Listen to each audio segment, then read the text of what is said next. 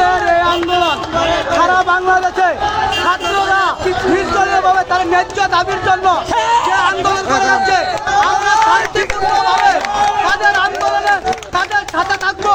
সারা বাংলাদেশের অভিভাবকদের একটা কথা বলবো, সাধারণ শিক্ষার্থীদের পাশে এসে দাঁড়ান।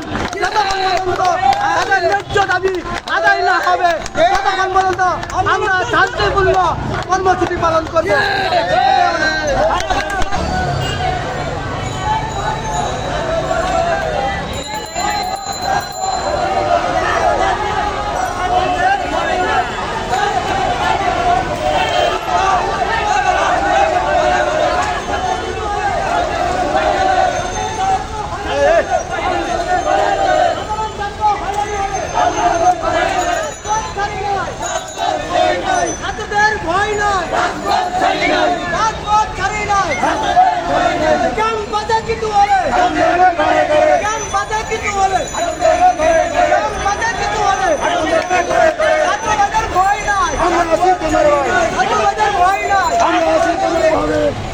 আমাদের কষ্ট কষা মুক্তিযুদ্ধ করতে হবে।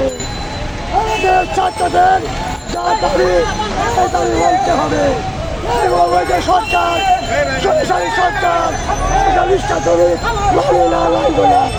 আমাদের নিষ্ঠাচরিত দাবি ছাত্রদের